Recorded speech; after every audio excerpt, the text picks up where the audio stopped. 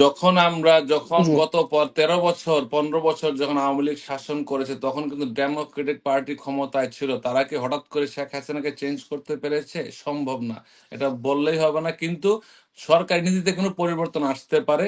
Donald Trump এখন আমাদের দেশ নিয়ে ব্যস্ত, সে ব্যস্ত ইমিগ্রেশন নিয়ে, কিভাবে তার নির্বাচনী প্রতিজ্ঞা ওয়াদাগুলা সে পূর্ণ করবে।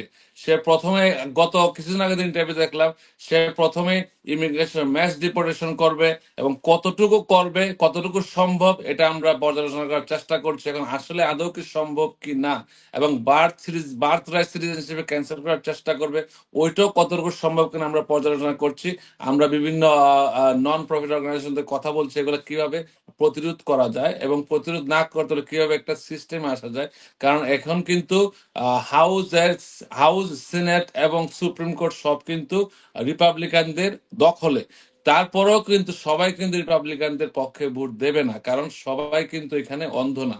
এবং দেখতে পাচ্ছেন আপনারা অনেকে, যে আমরা কনফার্মেশন হিয়ারিং এ ডোনাল্ড ট্রাম্পের নির্ধারিত লোককে কিন্তু সিনেটররা ভোট দিচ্ছে না, যে কারণে তারা পদ থেকে সরে আসছে।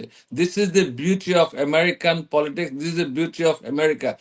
যত কথাই বলি না কেন, আমেরিকার যে থেকে অনেক কিছু শেখার আছে, সারা বিশ্ব আমেরিকা থেকে শিখছে। This is the beauty of America. আমি সবসময় proud to be American, Bangladeshi, এবং আমি proud to be a member of the United States Supreme Court bar. Supreme কোর্টের 6 জন জাস্টিস হচ্ছে রিপাবলিকান, আর 3 জন হচ্ছে ডেমোক্রেট। এখন যদি কোনো কেস সুপ্রিম কোর্টে যায়, তখন দেখা যাবে তারা দলীয় ভিত্তিতে রায় দিচ্ছে, নাকি কোনো ইস্যুতে তারা তাদের তাদের যে নিজস্ব প্রতিক্রিয়া এবং ফলো ফলো করছে।